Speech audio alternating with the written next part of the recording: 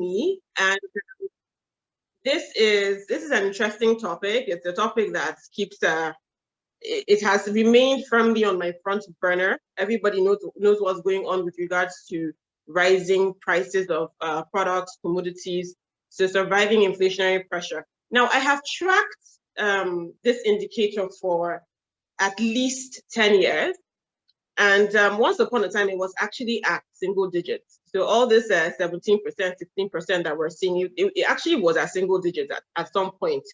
And I think the last time that inflation was below 10% was in January 2016.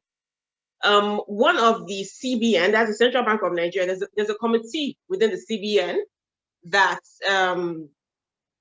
helps with setting specific policies called the Monetary Policy Committee.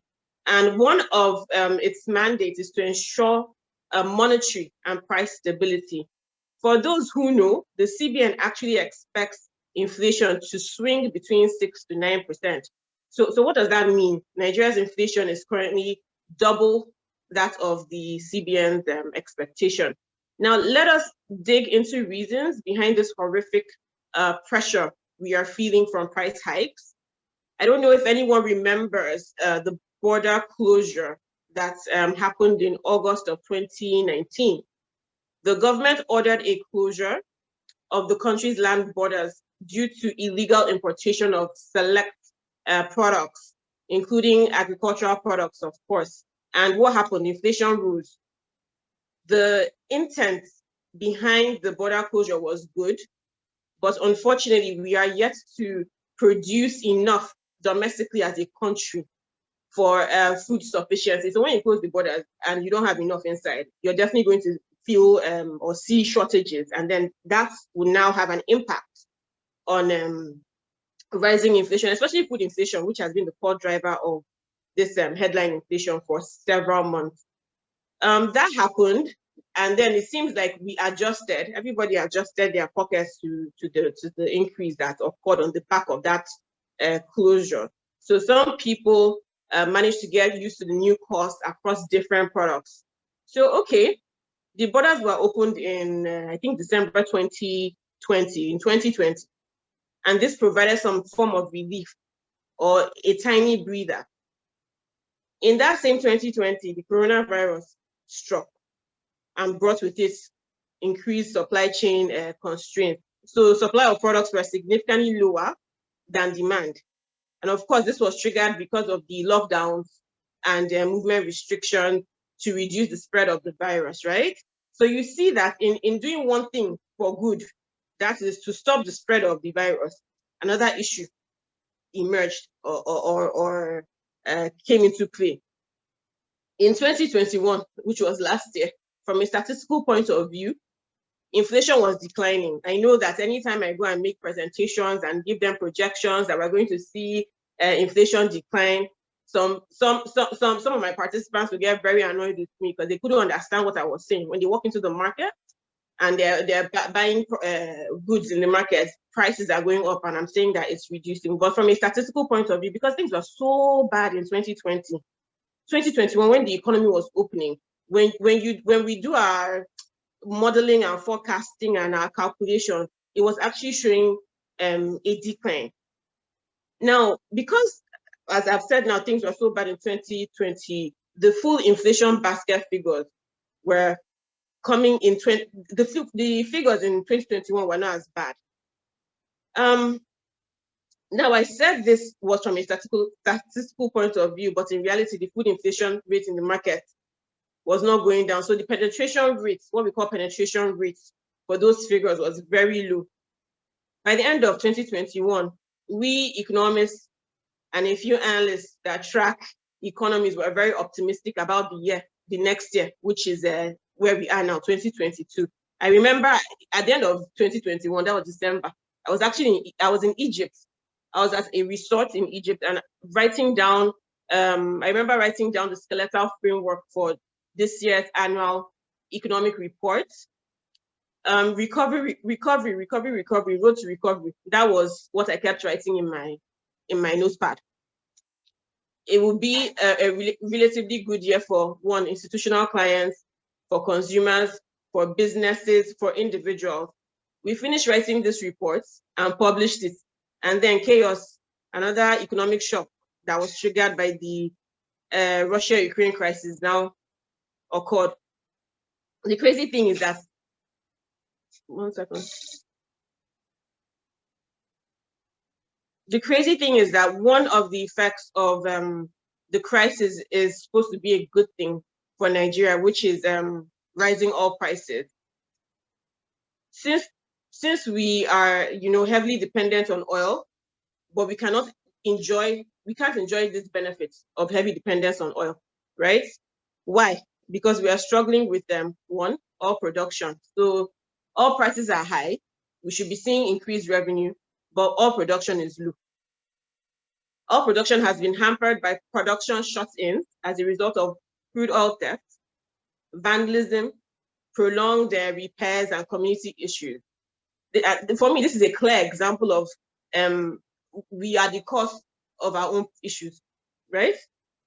Anyway, apart from that, the fuel subsidy payments has also contributed to why Nigeria cannot fully enjoy the benefits of this elevated oil price regime. Now, petroleum products that are deregulated, such as diesel, kerosene, and aviation fuel, have seen significant price increases. The diesel situation is exhausting. For those that live in serviced apartments, the way electricity billing, which involves generator support, has climbed is ridiculous. It has more than doubled or even tripled in some estates. So I don't know. Obviously, I'm not going to engage with some of the participants, but there's serious pocket pinches or purse pinches going on. Then air tickets. Yes, we categorize air tickets as a luxury, but it truly is a luxury right now. A round trip to Abuja, that's leaving Lagos to Abuja to come back to Lagos, is now at a minimum of 100,000 naira. And that is depending on when you purchase that ticket. Initially, we could see it at an average of 40 to 50,000 naira. So we're really seeing all the movement in macroeconomic indicators really penetrating what we call the real economy. And then there are select commodities that are supplied from both Russia and Ukraine. These commodities have become scarce, so their prices have gone up due to scarcity. And that is what I refer to as supply chain constraints. An example is wheat.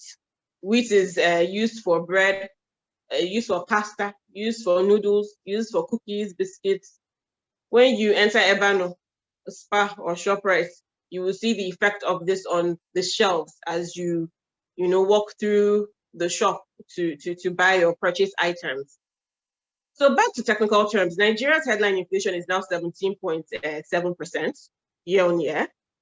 And this is compared with 15.6% that we saw in December of last year.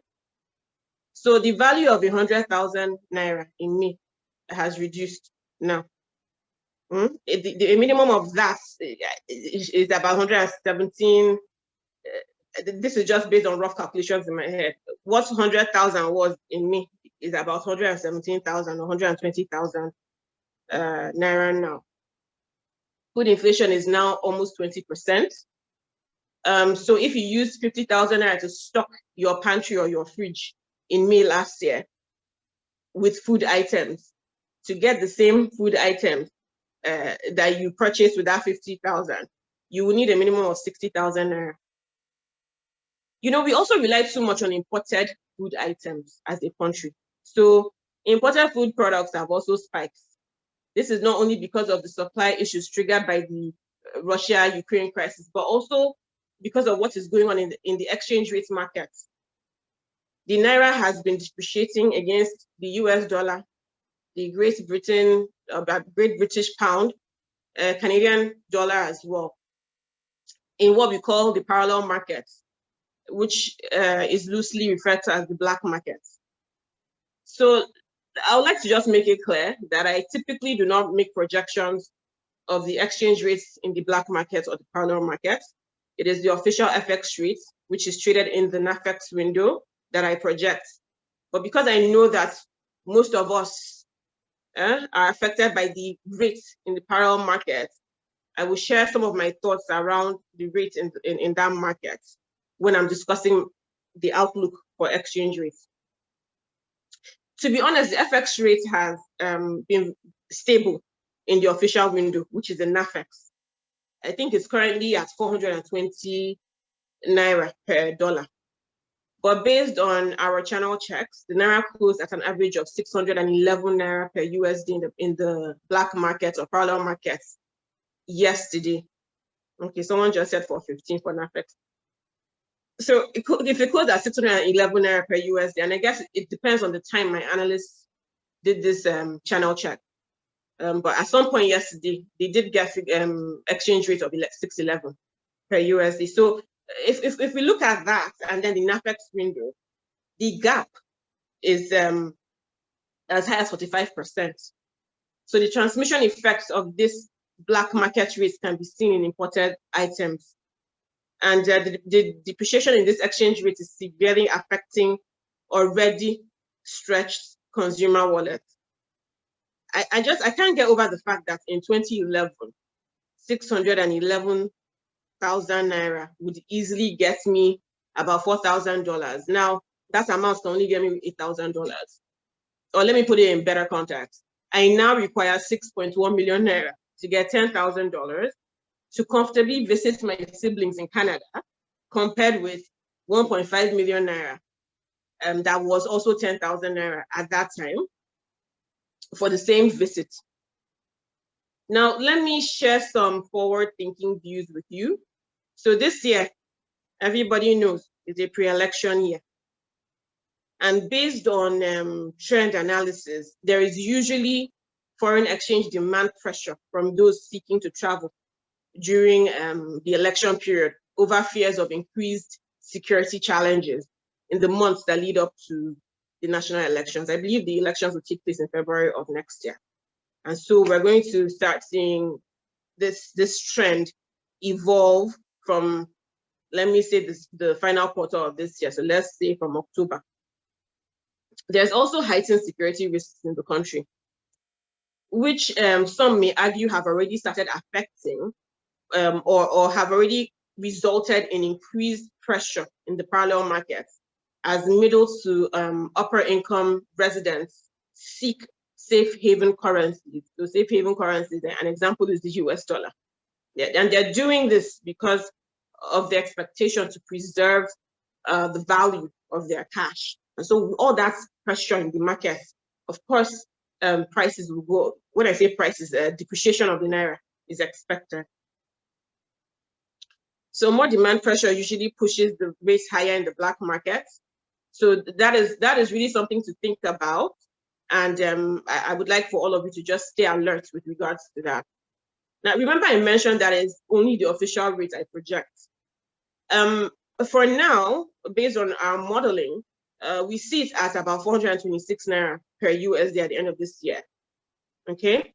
The average gap between the NAFEX window, as I said, and the parallel market is 45%. So this translates to about 618 Naira per USD in the parallel market.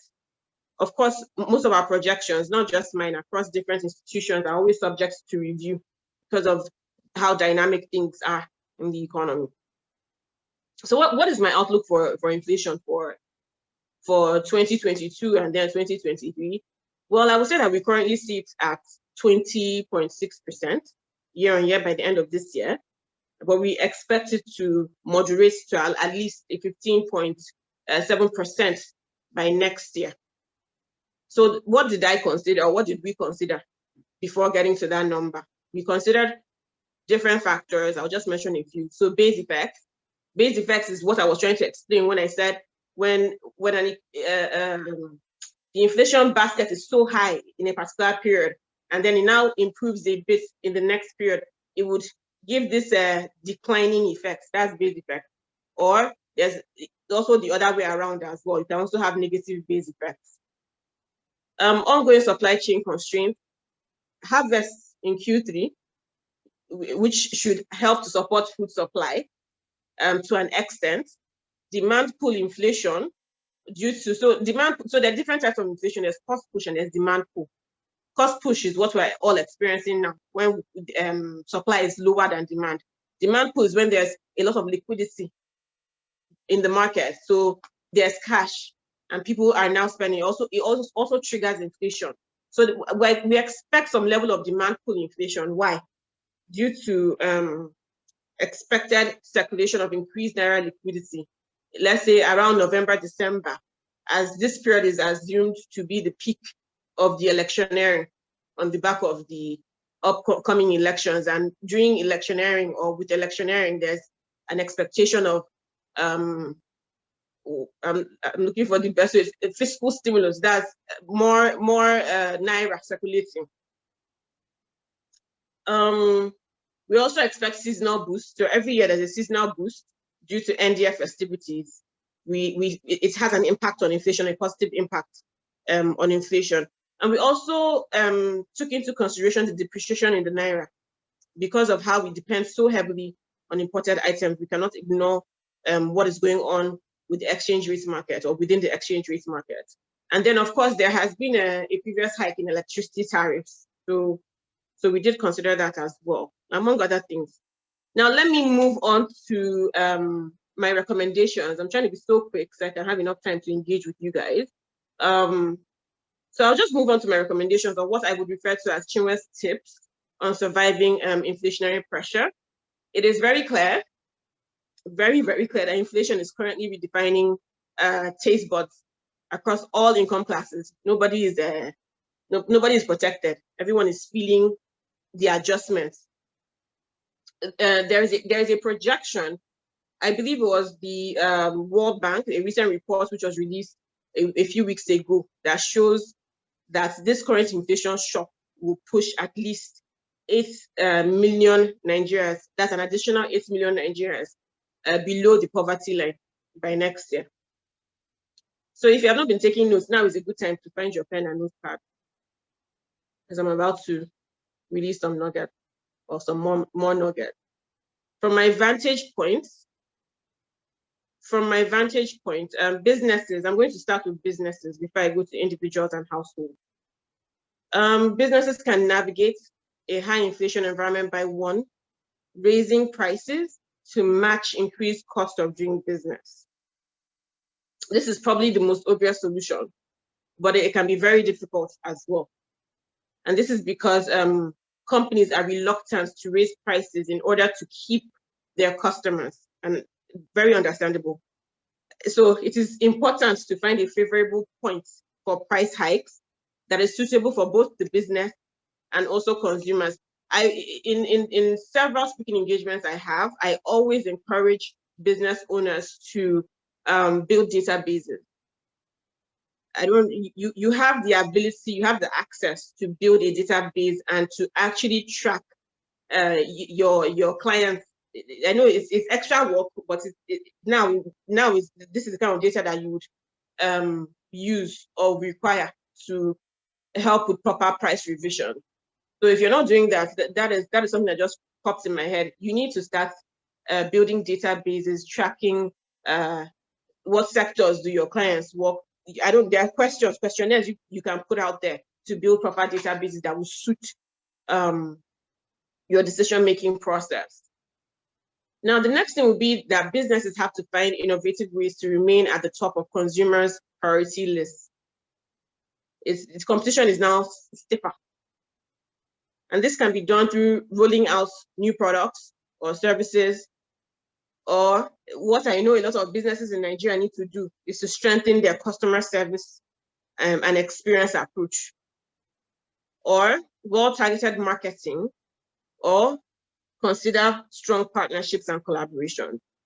So come together to conquer with people that are aligned with your business values.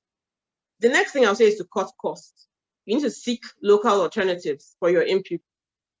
If you rely heavily on imported items, it's very important that you start looking inwards. I understand that some companies have started to substitute wheat. You know, I mentioned that wheat is scarce now. So some companies have started to substitute wheat with cassava in the production of certain products like noodles and pasta. So that's already happening. You also need to consider an honest budget revision to enable you cut unnecessary expenses or pause on those expenses for now.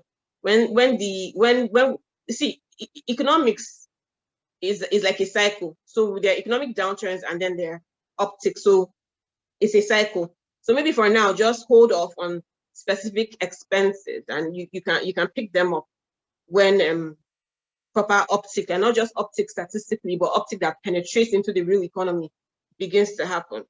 In the consumer goods space, I have noticed that some products have reduced in quantity. So, and that is to manage production costs and avoid increasing prices. So they'll just reduce the quantity of what is in the product. And you can consider doing this too. An example is powdered soap or powdered milk in sachets. The quantity or volume per pack has significantly reduced if you check. So you may also want to consider doing that if you don't want to place pressure on your existing customers, because you may chase them to competition, and these competition are usually companies that are outside the country, because they have what we call competitive advantage or edge, since their production costs are significantly lower than production costs in Nigeria. You need to prioritize high profit margin products. Okay, so most businesses have different profit margins across their product lines. It is important to understand how the rising inflationary pressure affects the different business lines, and then prioritize the use of resources for most of those profitable lines. Invest in new technology to increase efficiency and productivity. I like what her economy is doing. I know it's very tech driven, and so that is a platform to look up to with regards to enhancing yourself through technology. Now, since raising prices is not sufficient for businesses to combat inflation, there is a need for companies to find ways to become more efficient and productive. One way to do this is by investing in new technology. This can help the company save money in the long run by reducing waste and improving efficiency. However, it is also important to make sure that the new technology is appropriate for the company and does not cost too much money upfront, since we're all trying to manage costs. Let me shift gears to individuals, or in economic terms, individuals are referred to as households. So first, there is a need for individuals and households to reevaluate their budgets. And I mean really reevaluate, honestly reevaluate. Look for alternative, affordable alternatives. Let go of select expenses. For example, I'll use myself as an example. I love snail. I love snail sauce so much, but I have stayed away from purchasing anything that has to do with snail due to how things have skyrocketed with regards to prices for snails. I now focus on more affordable proteins for any sauce that I'm interested in eating. For those of us on this call that are 9-to-5ers, given the squeeze in pockets and severe challenge for businesses to align compensation of workers with rising inflation, additional cash flow is very important. So it's not just for businesses. Multiple streams of income should now become priority. You can consider 1, investing in a business, or 2, starting a business that caters to core needs of people, especially in the lower income brackets. Why am I saying this? At least 70% of Nigeria's population are referred to or regarded as lower income. So in as much as we say, I think the last time I checked population size was 211 million. In as much as we talk about large population, large demographic, purchasing power is somewhat weak. The people who have that strong purchasing power, they make up a very little fraction of that population. So key into that, what I refer to as asset class, key into them. And the capital to inject for such businesses is relatively low. So some quick tips or ideas to consider. You can speak with your domestic staff to get a sense of the kind of products and items that they steadily purchase. That you can get started there. Or you can be attentive to items being hawked on the streets of certain locations. That should also help to spark a few ideas. Or even just think of things that are basic needs that people cannot do without. That is also another angle. I find it very, very interesting that a handful of people complain bitterly about the country's finances and the fiscal strain from government borrowings. But if a lot of us, or let me not say us, let me not put myself in that category, if a lot of people look inwards, you will find that their personal finances mirror or reflect the same pattern as the in parentheses careless budget style that some would tag that of this country. So my point really is we need to be better or do better with regards to our respective personal finances. And I know that to save now is difficult. Talk less of investing. I know that it's not easy right now, but you need to try to put something away into an investment product. Nigeria was still recovering from the 2016 economic downturn, as I mentioned earlier, when the coronavirus pandemic struck in 2020. So we started crawling out of it, and then Russia-Ukraine now came. So better preparation, proper financial cushions are important. And these unforeseen events, as we've all experienced, should wake you up with regards to your investment culture or investment journey. Having only a savings account is not ideal. Inflation erodes the money in that savings account. So you need to put your money where you know your money is making money for you. So be deliberate with having a diversified investment portfolio, fixed income instruments, equities, real estate, dollar-denominated instruments, among others. The entry level of some of them is very low. It's as low as 5,000 naira or 10,000 naira. So I need you to start to think of how to build your financial cushion. I'll just touch on some very briefly. I'm approaching the end of this presentation, mindful of time. So stocks, year to date, the all-share index has posted a positive return of about 20%. Stocks in industries such as consumer goods, industrial goods, financial services, manufacturing, real estate, construction, technology, they remain attractive. However, it is important to pay attention to fundamentals, okay? Get experts before you dive into this. Real estate investment. Real estate in Nigeria, just as with other countries across the globe, is ever increasing in value investment, depending on where you secure your property or land. And it tends to rise and even outpace interest rates and inflation at times, and helps, as inflation rises, so does property value too. So investors can buy real estate or invest in what we call real estate investment trust, REITs. REITs are trusts that you use pooled capital. So it's like a group investment of many investors to purchase and manage income property and or mortgage loans. And they're also traded in the Nigeria NGX. So they're also traded there as well. I'm sure that her economy will bring experts who can, give you more granular details around this. And then the last thing is investing in dollar-denominated instruments. Due to the exchange rate pressure that I mentioned in the parallel market, safe haven currencies such as the USD could be used to preserve purchasing power.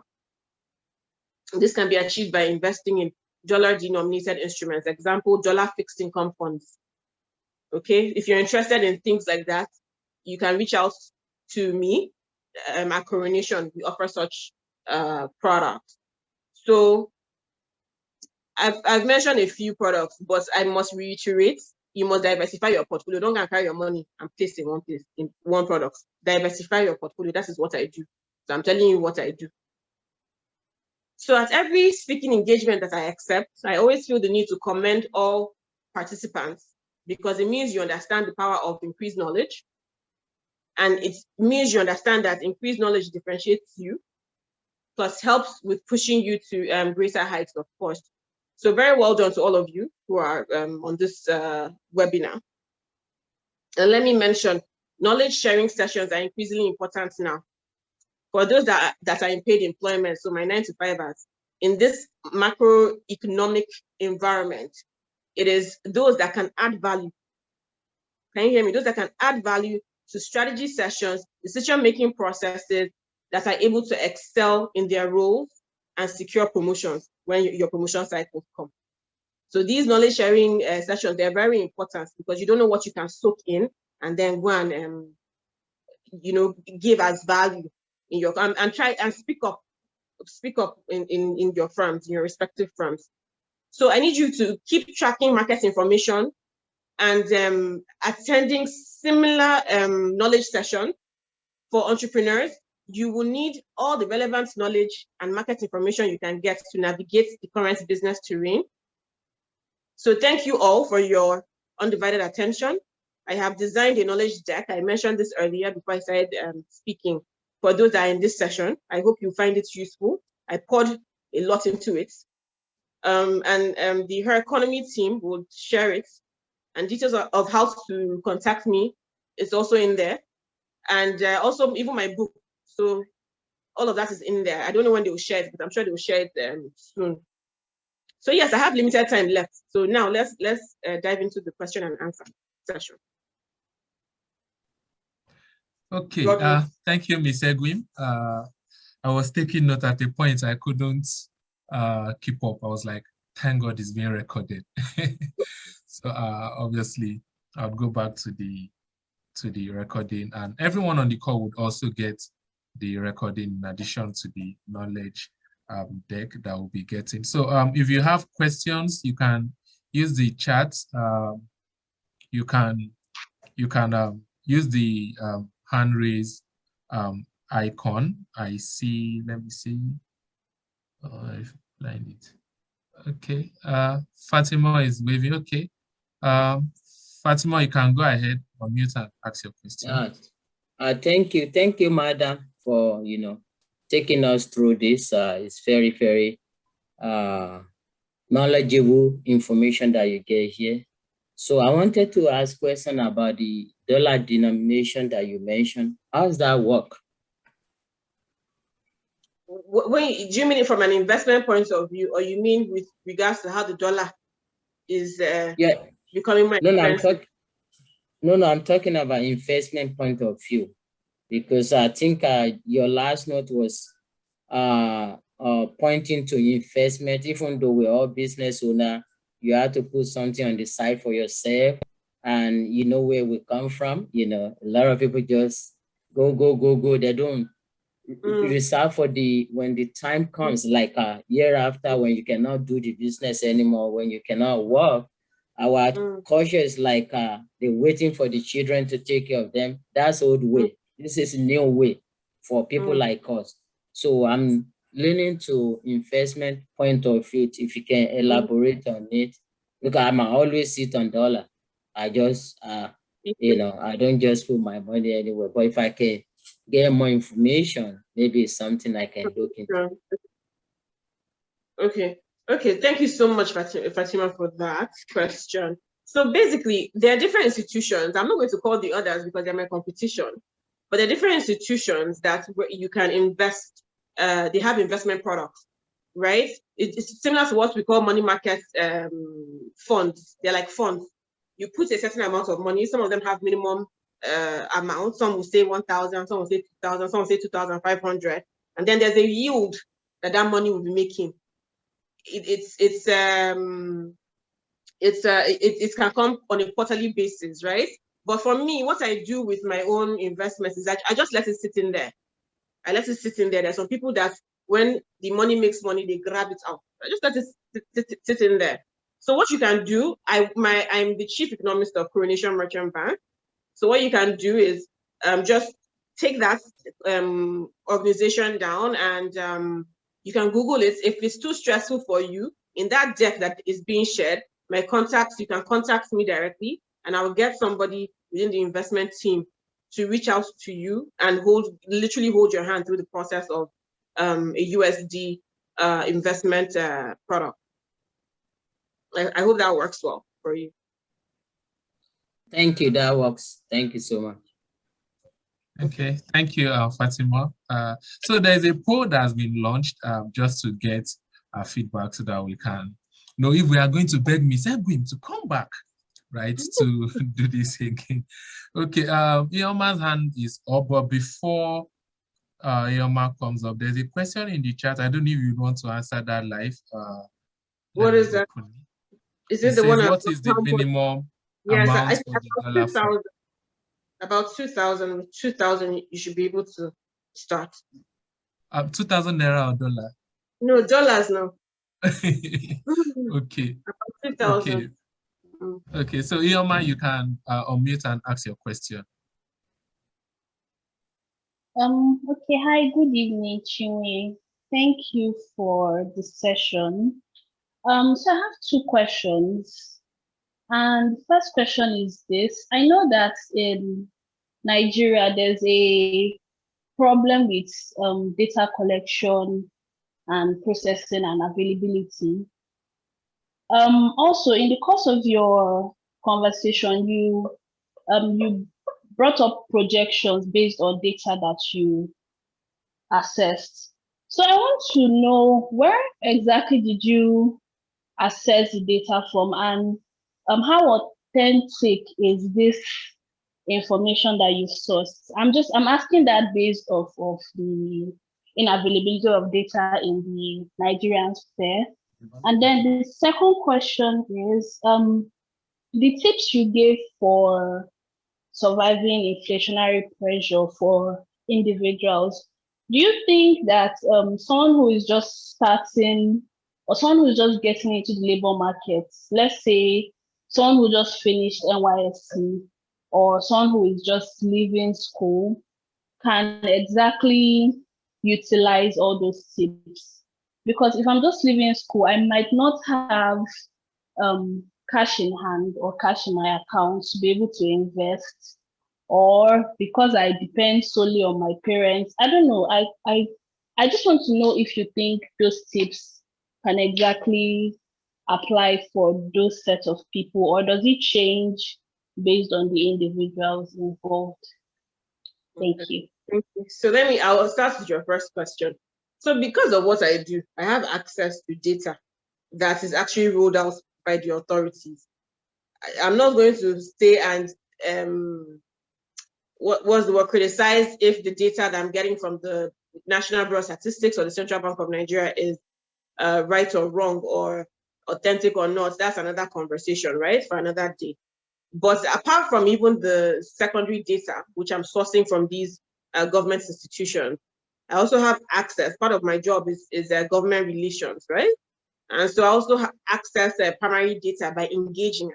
I'm in Abuja a lot, by engaging some of these institutions to ask the right questions, to get the right answers, and it all helps with building what we refer to as economic models for different indicators, and then it allows for us to, you have to look back to be able to give a view on what's going to happen ahead. And mind you, the data banks are not just 10 years. My data banks are as dated as 20 to 25 years back, right? So I'm hoping that answers your question.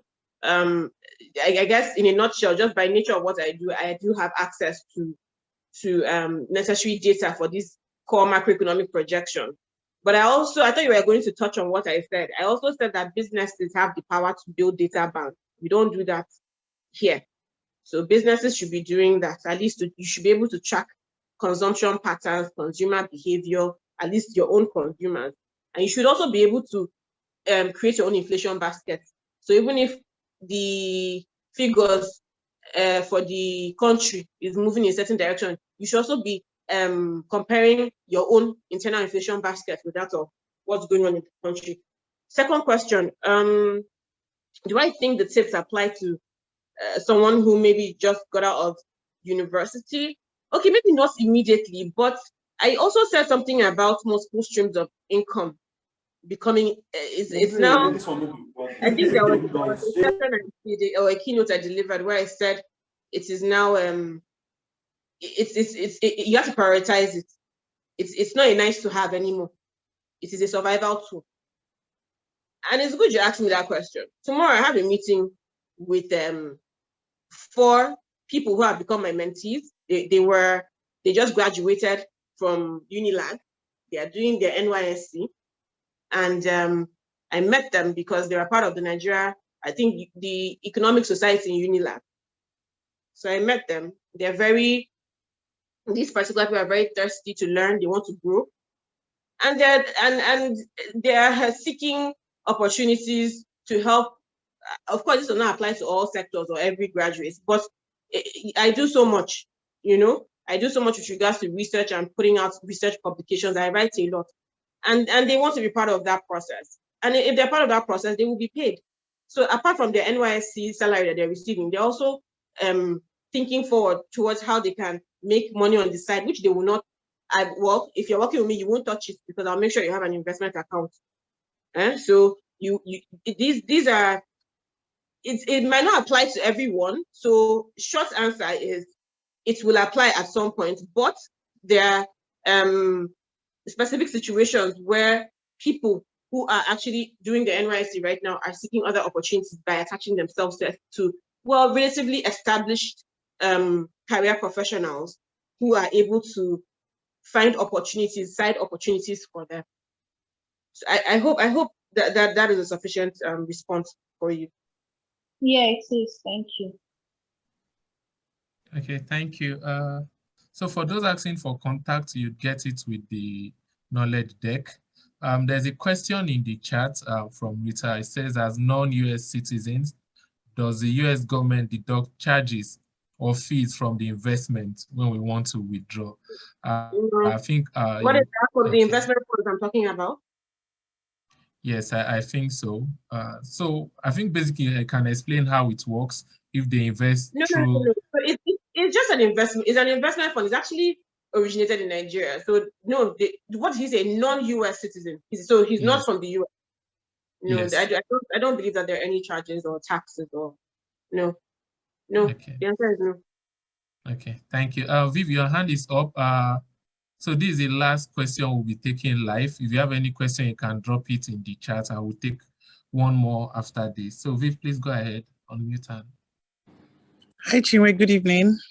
Good evening. Thank you for the very impactful and amazing session. My pleasure. You said something that struck me, and I hope I'm able to remember how you said it.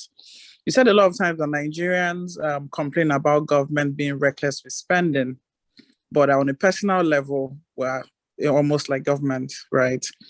So it takes me down to something that I've always, I think about and I'm trying to walk through. Like, what are some of the money mindsets that we have, maybe based on patterns or how we were all brought up, and even living in Nigeria, that are blocks in us having some high level of financial either savviness or independence, or how to just manage money better?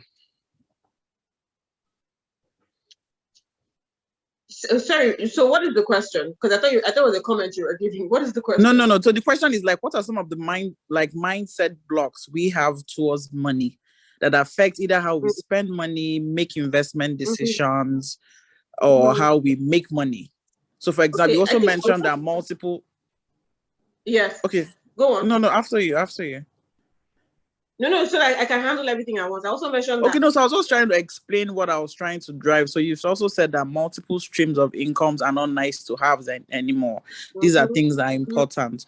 But sometimes we also have mindset block around how we make money and how we should be making money, either how we spend money.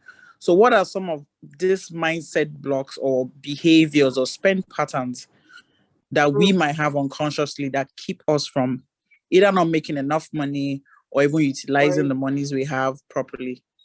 Okay, I'll just mention 2 or 3. So the first one is, I always hear this, you have 100,000 naira, but you're waiting to get 1 million naira before you start investing. And investing is not even about the volume. It's as you said, the mindset thing, the culture thing. So without 100,000 naira, you should be able to bring out 10% of from that money and put somewhere. And when you invest, it's not to invest and after 2 months you bring out. Invest. Let it sit down there. Let it sit down there, and so that give it mid-term outlook, medium-term outlook. So that's one, that people expect to earn such huge amounts of money before they begin their investment journey. So that is one. Two, I don't know if it applies to every part of Nigeria, but I will tell you, in the city I live, so many people are trying to keep up with the Joneses, right? They are trying to impress, I don't know who. They are looking up to or following people who are flaunting things. And when if you check those people, their debt profiles are so high. So you're following people that they don't have peace of mind when they go to bed because they are servicing loans to look good, or whether it's look good or whether it's cars, I don't know, whatever is their guilty pleasure. So that's number two. Number three, when I said multiple streams of income, it's really, I don't want to say laziness. Laziness is not the word, and I don't like using that word. But I'll just say lack of zeal, or not understanding the potential that one has inside. Some people don't like to be stretched. Some people don't like to be stretched. If you work with me, you'll be stretched. If you work with me, I profile you, I identify your potential, I will make sure that you would hit that potential, even if you're frowning your face and grumbling. But at the end of the day, every person that has passed through is better and happy and very thankful for that. So it's also that thing of not wanting to stretch yourself. If you stretch yourself, you would know that even that multiple streams of income, even if it's one thing or two additional things that you end up doing that will bring additional, it's for a period of time, it's not forever. So some people don't want to stretch themselves. So those are three things I'll mention. I hope that